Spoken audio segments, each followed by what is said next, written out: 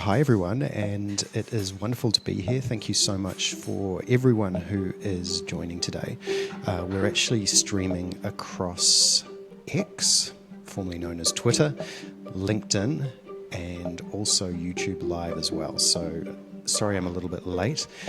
This is one of the challenges of a 51-year-old man using advanced technology. I've had challenges from the video through to the computer, through to the lighting, through to the microphone. So these challenges are very interesting. And funnily enough, with LinkedIn Live and not so much YouTube and X, but there are specific requirements that you have to use a third-party provider to do the streaming. So very, very challenging.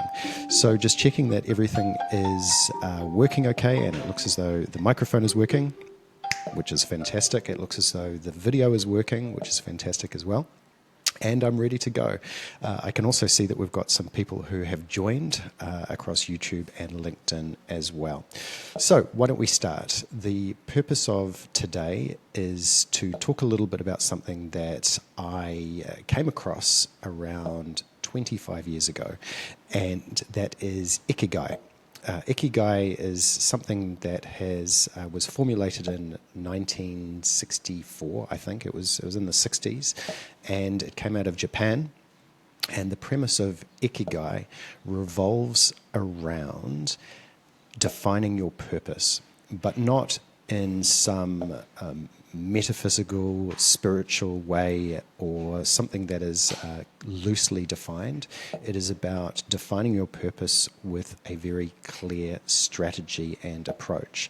And I'm going to talk a little bit about that over the next 30 minutes and really take you through the premise of Ikigai, how it works, and how you can also apply it, should you wish, to your own circumstances. The ultimate goal of Ikigai is to be able to find purpose in the things that you do, but not just getting up and going to the bathroom and going for a walk. No, it's about living a fulfilled life, and part of that fulfilled life also revolves around earning money. So I think that Ikigai is a perfect principle to talk about for LinkedIn, but also there's another reason that I want to talk about it, and that is many of you will know that I am doing a podcast series, and that podcast series is called Interesting People. Now, although we don't dive into each interview into the premise of Ikigai, we do sometimes, but the idea is that when I'm interviewing individuals that we follow the principles of Ikigai in the questioning. And what do I mean by that? Well, Ikigai is built up of four parts. It's built up of what you love, what you're good at, what you can get paid for, and what can have impact or purpose in the world. And so the podcast and the interviews that I've been doing now, we're about 30 plus interviews in of 74 people who I would define as interesting people across the world. And the questioning and interviews that run around 60 minutes are formulated on Ikigai. So although, like I said, we're not principally going back to the four areas, we are trying to loosely extrapolate out of high-performance individuals what are the things that they love, what are the things that they are good at, how do they earn their money, and also how do they find meaning in life as well, or how do they have impact. So that's a little bit of the reason why I'm having this session today, to talk a little bit about the principles of Ikigai, and also the reason that it ties in very nicely with the podcasts that launch on June the 1st.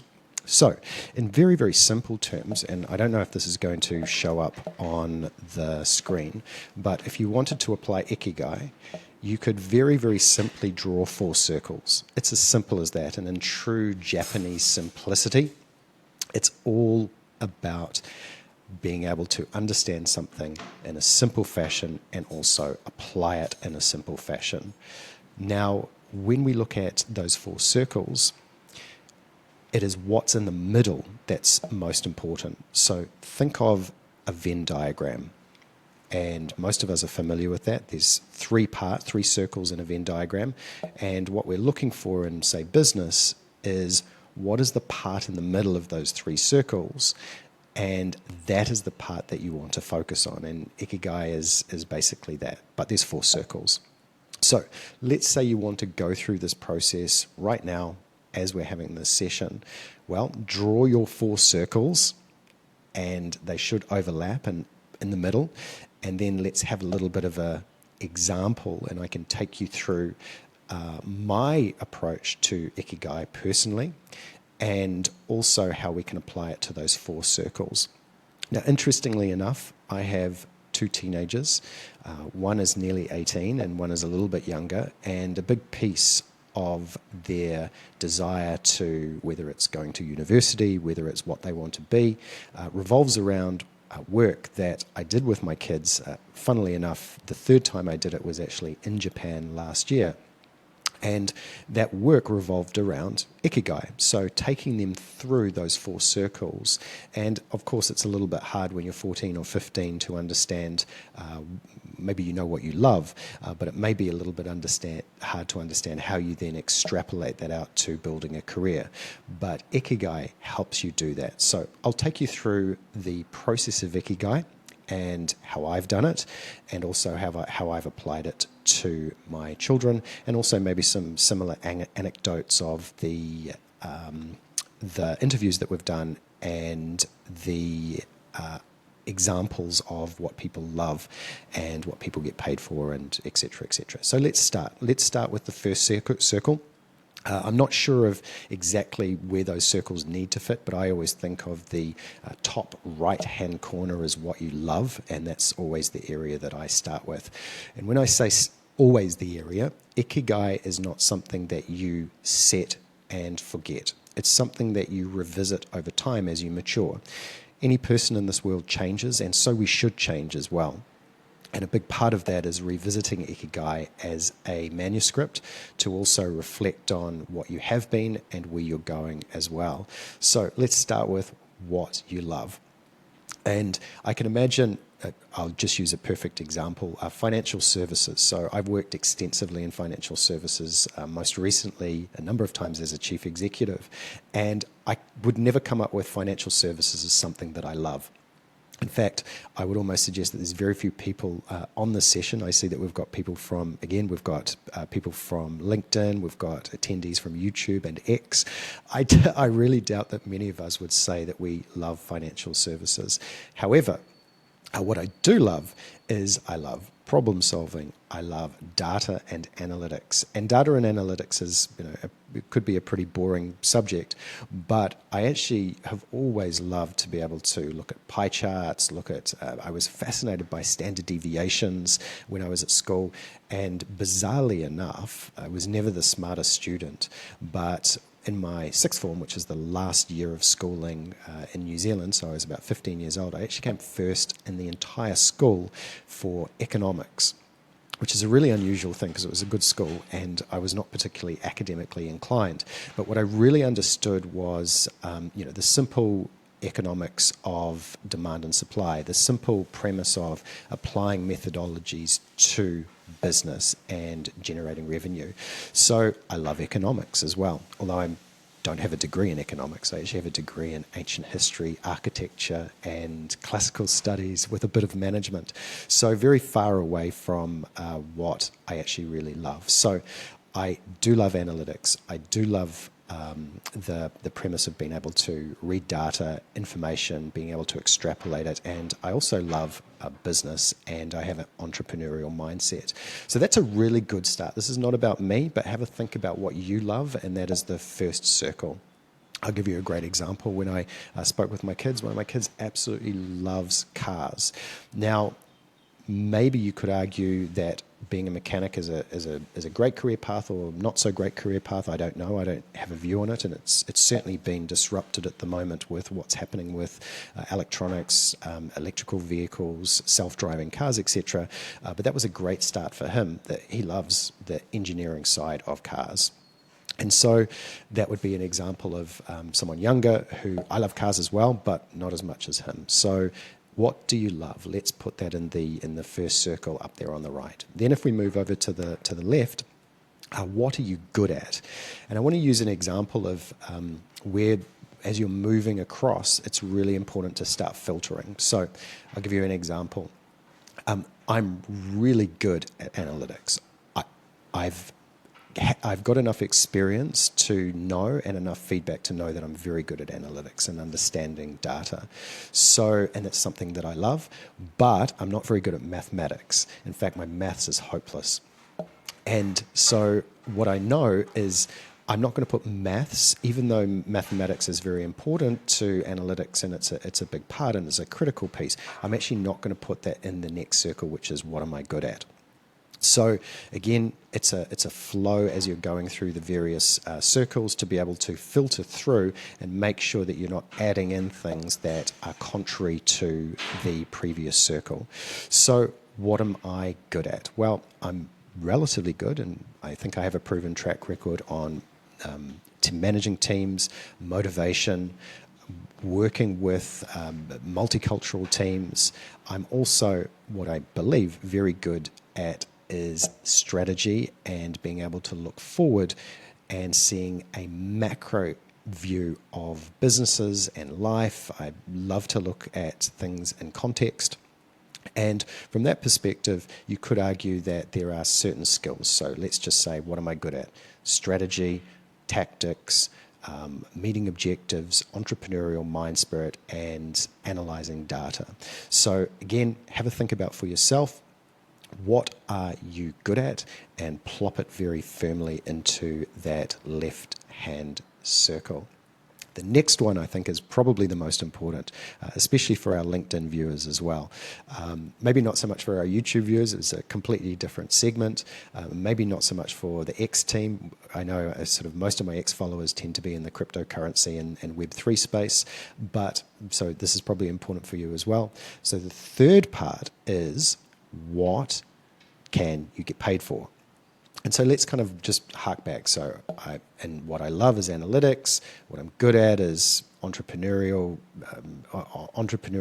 mindset, working with multicultural teams, et cetera, and then sort of moving into the piece of what can I get paid for. Well, this is actually where financial services came in, and it was a big piece in my decision to get into financial services in my 20s.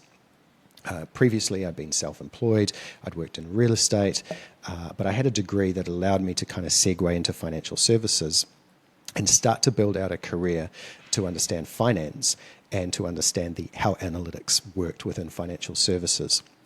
And I think that's a really important piece, is that it wasn't in what I love, but I recognize that if I want to get paid well, and I want to be able to set up a business, I want to be able to work with data, that financial services was a great industry to basically earn some really good money. And just like there's probably very few people in the right-hand corner of the circle that would say they love financial services, I think there's very few people that would say that financial services doesn't pay well. It does. It's a great career path, and it's something that's I'm incredibly indebted to for the opportunities that I've had working in financial services.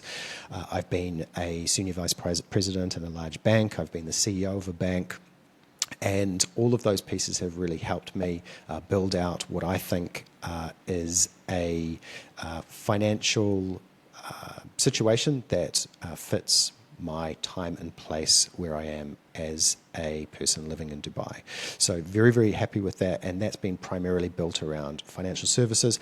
Funnily enough, I also made the decision around Ikigai to get into real estate prior to financial services, and that was driven by a particular issue, and that issue was I had a student loan from getting a degree, and I thought, what is the fastest way that I can pay off my student loan?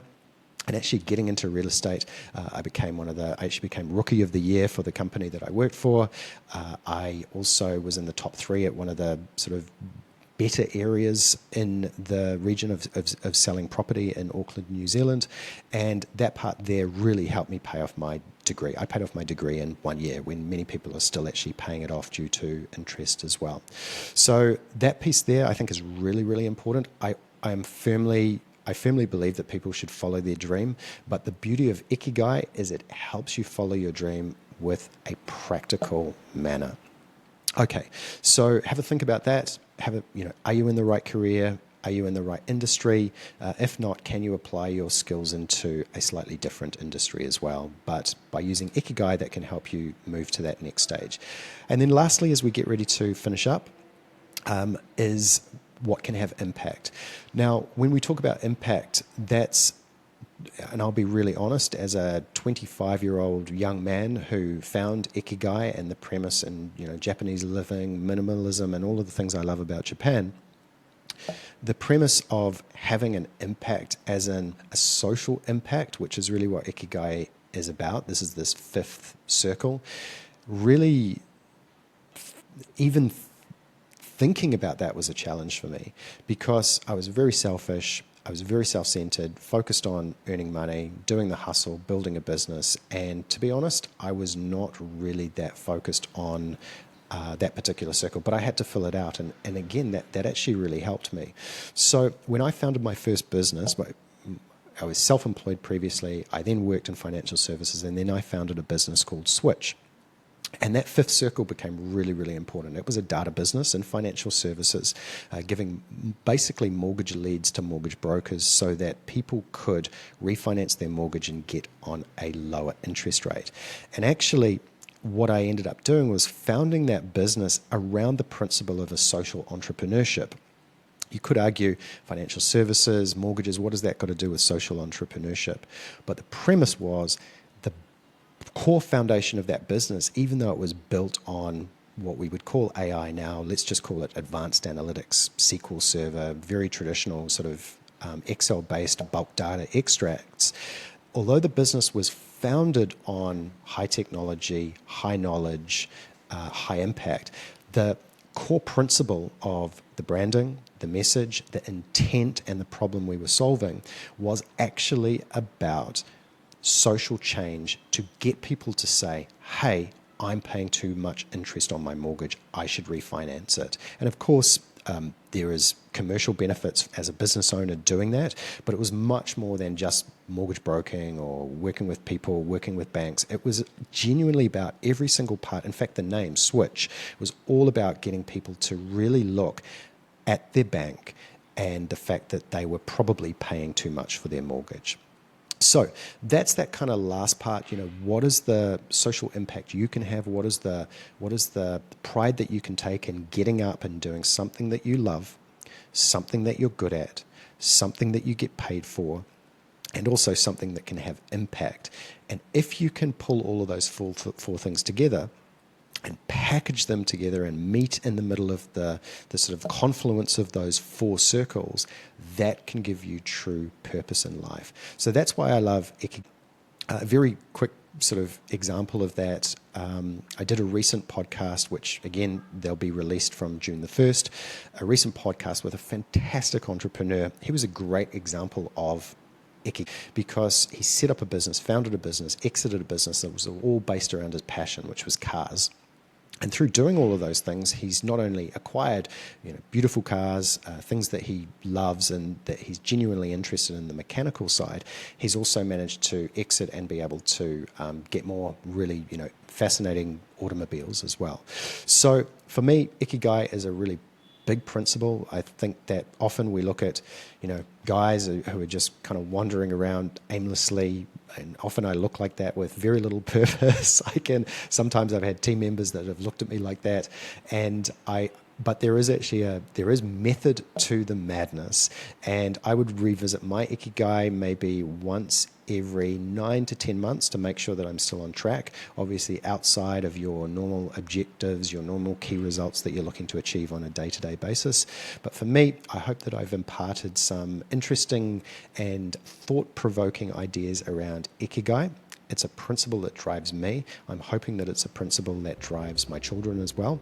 And the next session that we're going to have, so there's 5 sessions. This is the first sort of summary session. The next session we're going to have a guest, and we're going to be talking about what you love. So the first circle will take 30 minutes to really sort of dive in and extrapolate out what you love. And then the next following 3 sessions, we'll go through the other 3 circles. What you love, what are you good at, what can you get paid for, and lastly, what can you do to have purpose? So thank you so much for joining me today. And I can see that we've had quite a few people join, which is a big surprise. I've got all the technology working, and YouTube Live seems to be going really well. So thank you, everybody. It's been a blessing to be able to talk to you today, and I hope that you will be able to join me for the next session. Thank you, and goodbye.